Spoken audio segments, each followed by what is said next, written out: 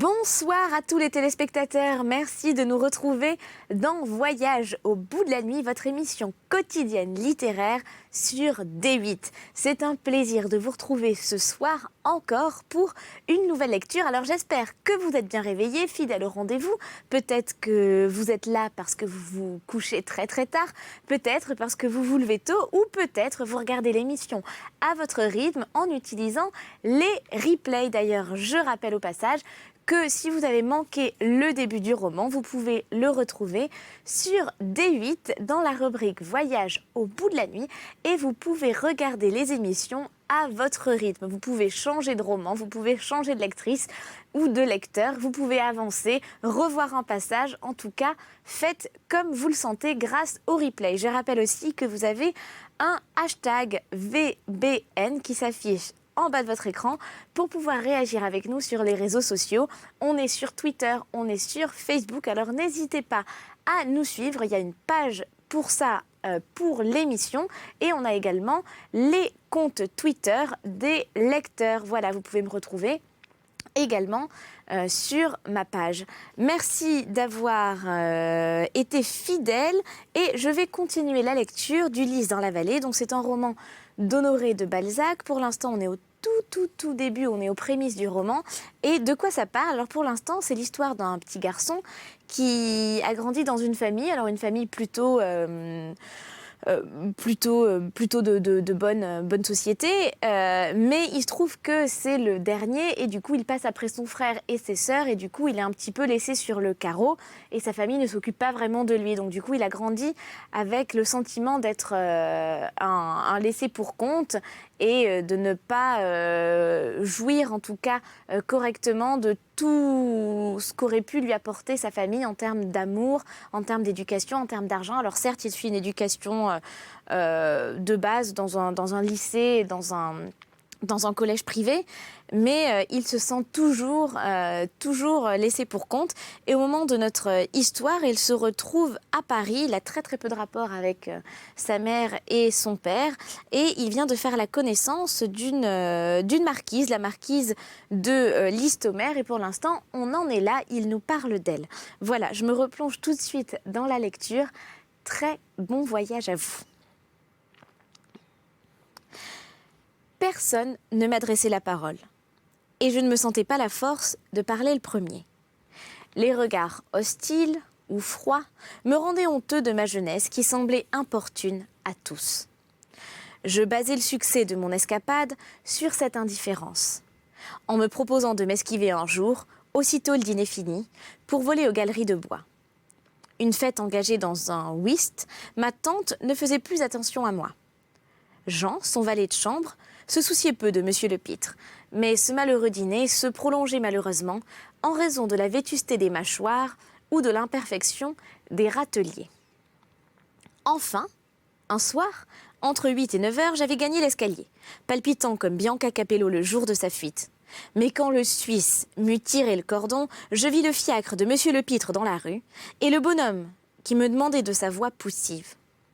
3 fois, le hasard s'interposa fatalement entre l'enfer du palais royal et le paradis de ma jeunesse.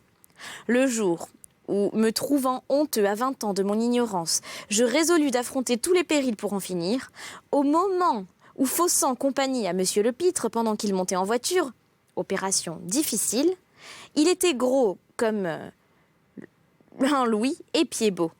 Eh bien, ma mère arrivait en chaise de poste. Je fus arrêtée par son regard et demeuré comme l'oiseau devant le serpent. Par quel hasard la rencontrai-je? Rien de plus naturel. Napoléon tentait les derniers coups. Mon père, qui pressentait le retour des Bourbons, venait éclairer mon frère, employé déjà dans la diplomatie impériale. Il avait quitté Tours avec ma mère. Ma mère s'était chargée de m'y reconduire pour me soustraire au danger dont la capitale semblait menacée à ceux qui suivaient intelligemment la marche des ennemis. En quelques minutes, je fus enlevée de Paris, au moment où son séjour allait m'être fatal. Les tourments d'une imagination sans cesse agitée de désirs réprimés, les ennuis d'une vie attristée par de constantes privations, m'avaient contraint à me jeter dans l'étude, comme les hommes lassés de leur sort se confinaient autrefois dans un cloître. Chez moi, l'étude était devenue une passion qui pouvait m'être fatale, en m'emprisonnant à l'époque où les jeunes gens doivent se livrer aux activités enchanteresses de leur nature printanière. Ce léger croquis d'une jeunesse, où vous devinez d'innombrables élégies, était nécessaire pour expliquer l'influence qu'elle exerça sur mon avenir. Affectée par tant d'éléments morbides, à 20 ans passés, j'étais encore petit, maigre et pâle. Mon âme pleine de vouloir se débattait avec un corps débile en apparence, mais qui, selon le mot d'un vieux médecin de Tours, subissait la dernière fusion d'un tempérament de fer.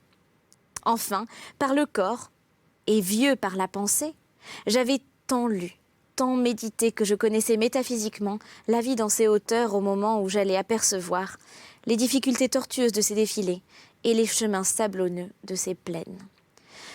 Des hasards inouïs m'avaient laissé dans cette délicieuse période où surgissent les premiers troubles de l'âme, où elle éveille aux voluptés, où pour elle tout est sapide et frais. J'entrais dans ma puberté prolongée par mes travaux, et ma virilité qui poussait tardivement ses rameaux verts.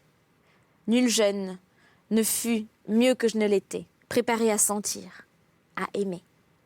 Pour bien comprendre mon récit, reportez-vous donc à ce bel âge où la bouche est vierge de mensonges, où le regard est franc, quoique voilé par des paupières qu'alourdissent les timidités en contradiction avec le désir, où l'esprit ne se plie point au jésuitisme du monde, où la couardise du cœur égale en violence les générosités du premier mouvement.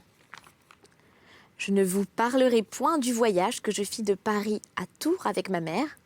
La froideur de ses façons réprima l'essor de mes tendresses. En partant de chaque nouveau relais, je me promettais de parler, mais un regard, un mot, effarouché, les phrases prudemment méditées de mon exorde. À Orléans, au moment de se coucher, ma mère me reprocha mon silence. Je me jetai à ses pieds, j'embrassai ses genoux en pleurant à chaudes larmes. Je lui ouvris mon cœur, gros d'affection. J'essayai de toucher par l'éloquence d'une plaidoirie affamée d'amour et dont les accents eussent remué les entrailles d'une marâtre. Ma mère me répondit que je jouais la comédie. Je me plaignis de son abandon et elle m'appela fils dénaturé. J'eus un tel serrement de cœur qu'à Blois, je courus sur le pont pour me jeter dans la Loire.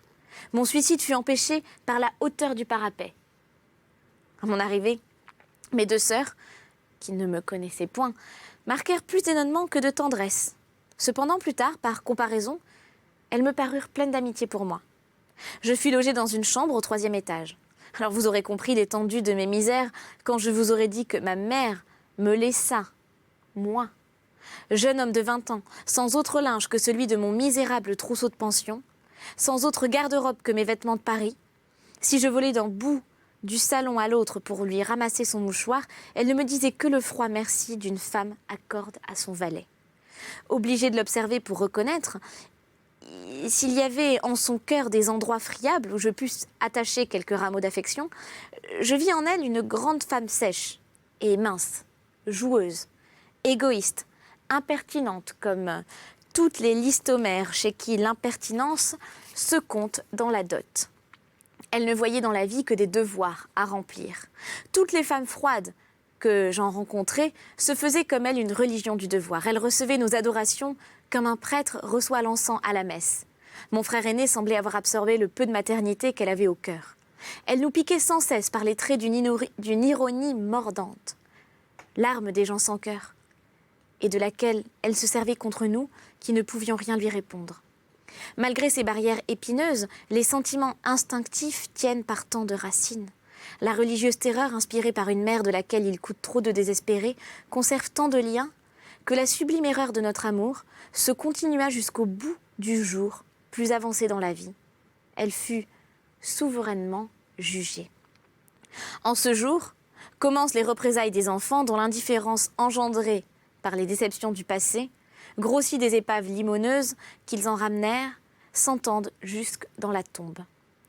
Ce terrible despotisme chassa les idées voluptueuses que j'avais follement médité de satisfaire à Tours. Je me jetai désespérément dans la bibliothèque de mon père, où je me mis à lire tous les livres que je ne connaissais point. Mes longues séances de travail m'épargnèrent tout contact avec ma mère, mais elles m'aggravèrent ma situation morale. Parfois, ma sœur aînée, celle qui a épousé notre cousin, le marquis de Listomère, elle cherchait à me consoler sans pouvoir calmer l'irritation à laquelle j'étais en proie. Je voulais mourir. De grands événements auxquels j'étais étranger se préparaient alors. Parti de Bordeaux pour rejoindre Louis à Paris, le duc d'Angoulême recevait à son passage, dans chaque ville, des ovations préparées par l'enthousiasme qui saisissait la vieille France au retour des Bourbons. La Touraine en émoi pour ses princes légitimes, la ville en rumeur, les fenêtres pavoisées, les habitants endimanchés, les apprêts d'une fête et ce je ne sais quoi répandu dans l'air et qui grise me donnèrent l'envie d'assister au bal offert au prince. Quand je me mis de l'audace au front pour exprimer ce désir à ma mère, alors trop malade pour assister à la fête, elle se courrouça grandement. Arrivais-je du Congo pour ne rien savoir ? Comment pouvais-je imaginer que notre famille ne serait pas représentée à ce bal ? En l'absence de mon père et de mon frère, n'était-ce pas à moi d'y aller ? N'avais-je pas une mère ? Ne pensait-elle pas au bonheur de ses enfants ?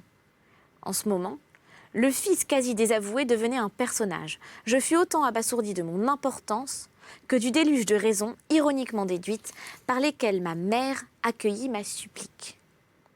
Je questionnai mes sœurs, j'appris que ma mère, à laquelle plaisaient ces coups de théâtre, s'était forcément occupée de ma toilette.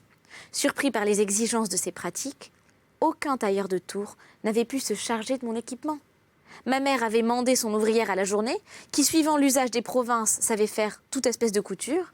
Un habit bleu barbeau me fut secrètement confectionné tant bien que mal. Des bas de soie et des escarpins neufs furent facilement trouvés. Les gilets d'homme se portaient courts. Je pus mettre un des gilets de mon père. Pour la première fois, j'eus une chemise à jabot dont les tuyaux gonflèrent ma poitrine et s'entortillèrent dans le nœud de ma cravate. Quand je fus habillée, je me ressemblais si peu que mes sœurs me donnèrent par leurs compliments le courage de paraître devant la Touraine assemblée. Entreprise ardue. Cette fête comportait trop d'appelés pour qu'il y eût beaucoup d'élus.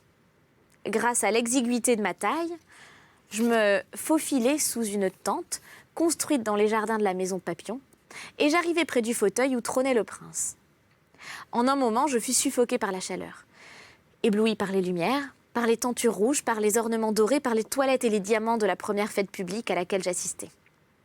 J'étais poussée par une foule d'hommes et de femmes qui se ruinaient les uns sur les autres et se heurtaient dans un nuage de poussière.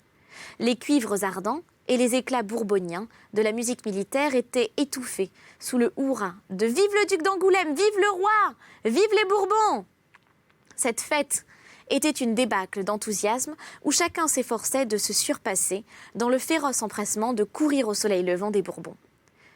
Véritable égoïsme de parti qui me laissa froid, me rapetissa, me replia sur moi-même. Emporté comme un fétu dans ce tourbillon, j'eus un enfantin désir d'être duc d'Angoulême, de me mêler ainsi à ces princes qui paradaient devant un public ébahi.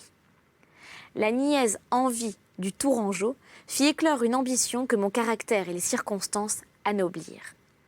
Qui n'a pas jalousé cette adoration dont une répétition grandiose me fut offerte quelques mois après, quand Paris tout entier se précipita vers l'empereur à son retour de l'île d'Elbe. Cet empire exercé sur les masses, dont les sentiments et la vie se déchargent dans une seule âme, me voit soudain à la gloire, cette prêtresse qui égorge les Français aujourd'hui. Comme autrefois la druidesse sacrifiait les Gaulois, puis tout à coup, je rencontrai la femme qui devait aiguillonner sans cesse mes ambitieux désirs et les combler en me jetant au cœur de la royauté. Trop timide pour inviter une danseuse et craignant d'ailleurs de brouiller les figures, je devins naturellement très grimaud et ne sachant que faire de ma personne. Au moment où je souffrais du malaise causé par le piétinement auquel nous oblige une foule, un officier marcha sur mes pieds gonflés autant par la compression du cuir que par la chaleur. Ce dernier ennui me dégoûta de la fête. Il était impossible de sortir. Je me réfugiai dans un coin au bout d'une banquette abandonnée et je restai, les yeux fixes, immobile et boudeur. Trompée par ma chétive apparence, une femme me prit pour un enfant prêt à s'endormir en attendant le bon plaisir de sa mère et se posa près de moi par un mouvement d'oiseau qui s'abat sur son nid. Aussitôt, je sentis un parfum de femme qui brilla dans mon âme comme il brilla depuis la poésie orientale. Je regardai ma voisine et fus plus éblouie par elle que je ne l'avais été par la fête. Elle devint toute ma fête. Si vous avez bien compris ma vie antérieure, vous devinerez les sentiments qui sourdinent en mon cœur. Mes yeux furent tout à coup frappés par de blanches épaules rebondies sur lesquelles j'aurais voulu pouvoir me rouler.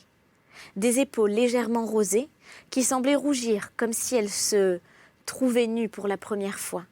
De pudiques épaules qui avaient une âme et dont la peau satinée éclatait à la lumière comme un tissu de soie. Ces épaules étaient partagées par une raie, le long de laquelle coula mon regard, plus hardi que ma main.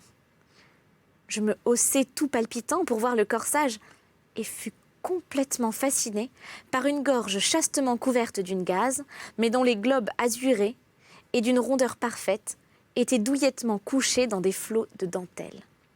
Les plus légers détails de cette tête furent des amorces qui réveillèrent en moi des jouissances infinies. Le brillant des cheveux, lissés au-dessus d'un cou velouté comme celui d'une petite fille, les lignes blanches que le peigne y avait dessinées et où mon imagination courut comme en de frais sentiers, tout me firent perdre l'esprit. Après m'être assurée que personne ne me voyait, je me plongeai dans ce dos comme un enfant qui se jette dans le sein de sa mère. Et je baisai toutes ses épaules en y roulant ma tête. Cette femme poussa un cri perçant que la musique empêcha d'entendre. Elle se retourna et me vit et me dit « Monsieur ?» Ah, si elle avait dit « Mon petit bonhomme, qu'est-ce qui vous prend donc ?» Je l'aurais tué peut-être. Mais ce « monsieur », des larmes chaudes jaillirent de mes yeux. Je fus pétrifiée par un regard animé d'une sainte colère, par une tête sublime, couronnée d'un diadème de cheveux cendrés, en harmonie avec ce dos d'amour. La pourpre de la pudeur, offensée, étincela sur son visage.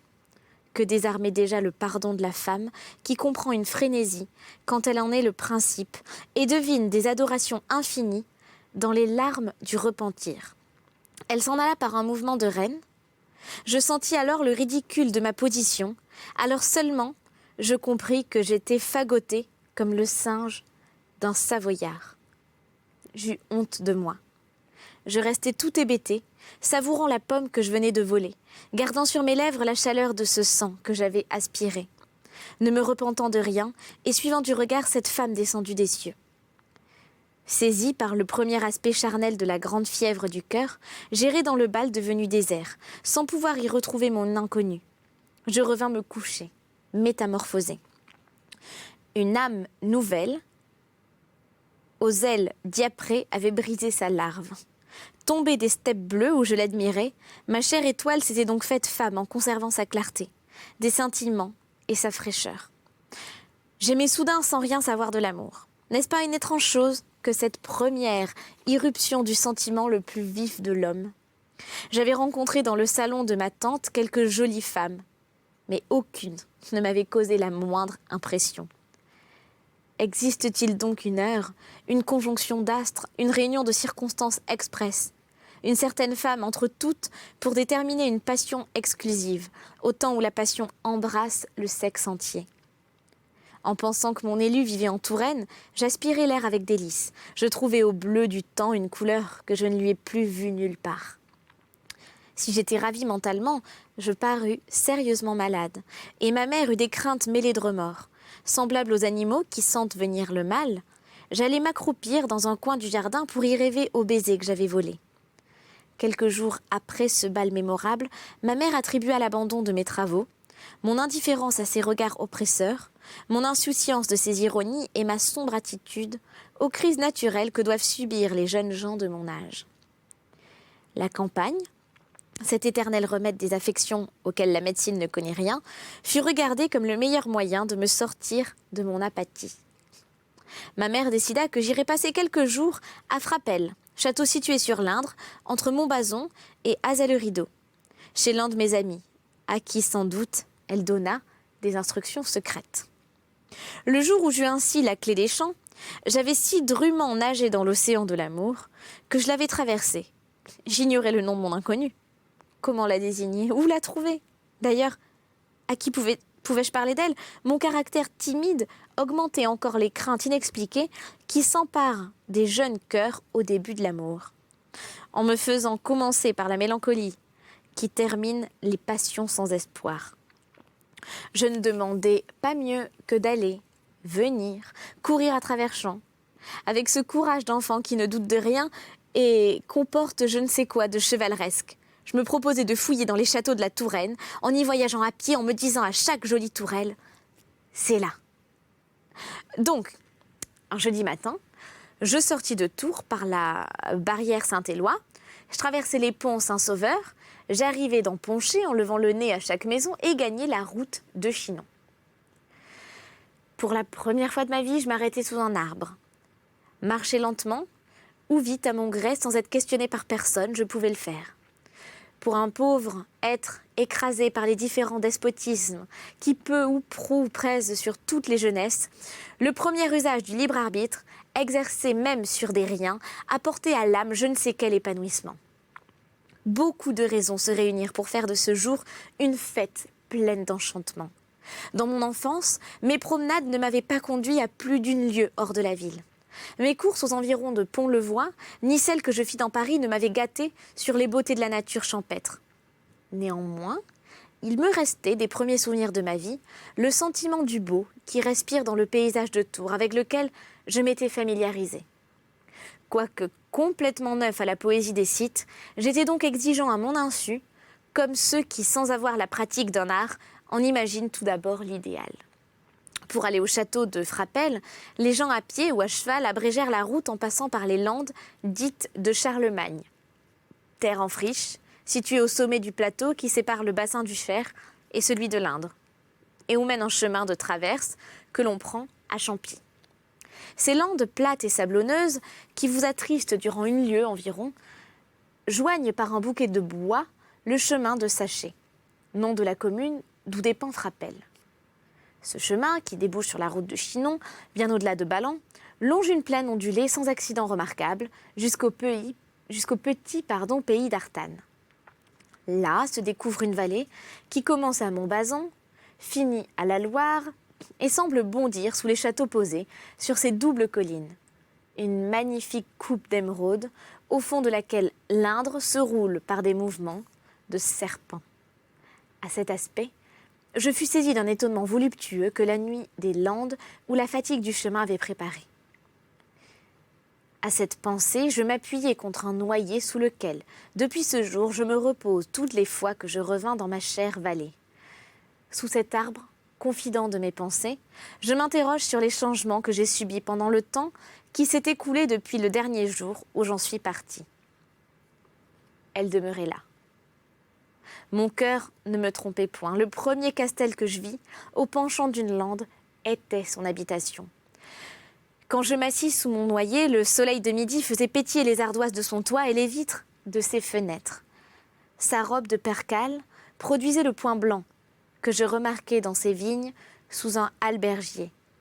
Elle était là, comme vous le savez déjà, sans rien savoir encore, le lys dans cette vallée, où elle croissait pour le ciel, en la remplissant du parfum de ses vertus. L'amour infini, sans autre aliment qu'un objet à peine entrevu dont mon âme était remplie. Je le trouvais exprimé par ce long ruban d'eau qui ruisselle au soleil entre deux rives vertes, par ces lignes de peupliers qui, par de leur dentelle mobile, se valent d'amour, par les bois de chêne qui s'avancent entre les vignobles, sur des coteaux que la rivière arrondit, toujours différemment, et par ces horizons estompés qui fuient et se contrariant. Si vous voulez voir la nature belle et vierge comme une fiancée, allez par là un jour de printemps. Si vous voulez calmer les plaies saignantes de votre cœur, revenez-y par les derniers jours de l'automne. Au printemps, l'amour y bat des ailes à plein ciel. En automne, on y songe à ceux qui ne sont plus. Le poumon malade y respire de bienfaisantes fraîcheurs. La vue s'y repose sur les touffes dorées qui communiquent à l'âme leur paisible douceur. En ce moment, les moulins situés sur les chutes de l'Indre donnent une voix à cette vallée frémissante. Les peupliers se balançaient en riant. Pas un nuage au ciel, les oiseaux chantaient, les cigales criaient. Tout y était mélodie. Et on va s'arrêter là sur ce beau passage. En ce moment même, je vous annonce que c'est déjà la fin de cette émission. On se retrouve évidemment très vite pour poursuivre la lecture du Lys dans la vallée. N'oubliez pas de réagir avec nous via le hashtag VBN. On se retrouve très vite pour un nouveau voyage. Vous le savez, jusqu'au bout de la nuit. Prenez soin de vous. Allez, salut!